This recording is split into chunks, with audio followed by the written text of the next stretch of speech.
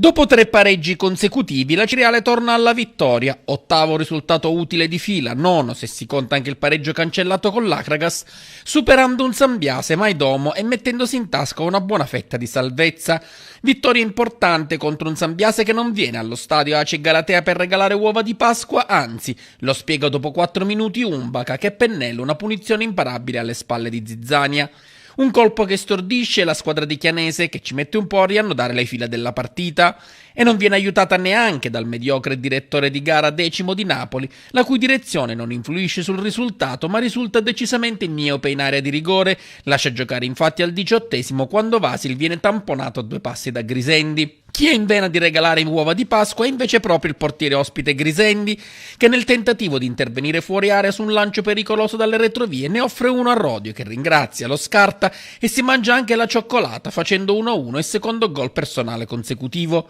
I calabresi non ci stanno e soprattutto non ci sta Umbaca che ha la palla del 2-1 sul limite dell'area piccola ma la ciabatta alta. La Ciriale ha però fretta di portarsi a casa i 3 punti e nel finale di primo tempo pressa dalle parti dell'area calabrese. Decimo prende il secondo abbaglio di giornata, non sarà l'ultimo quando assegna solo il corner su un vistoso Mani in barriera, poi ci provano Petta in mezza girata e Paglia su punizione senza fortuna. La ripresa è quasi un monologo Granata che non schiaccia esattamente il Sambiase nella sua metà campo ma spinge più dei calabresi alla ricerca del successo. Mokulu cerca il gol che gli manca dalla doppietta col Siracusa ma il suo colpo di testa viene respinto quasi sulla linea. Potrebbe segnare sul rigore Mokulu se solo l'arbitro Decimo di Napoli ne concedesse, anche sul vistoso atterramento in area del neoentrato Sueva però il direttore di gara sorvola. Nel frattempo il Sambiase sembra accontentarsi del pari con mister Morelli che in vista del turno infrasettimanale di giovedì fa rifiatare i bomber Ferraro e Umbaca. La fase offensiva dei calabresi ne risente e la Ciriale aumenta la pressione,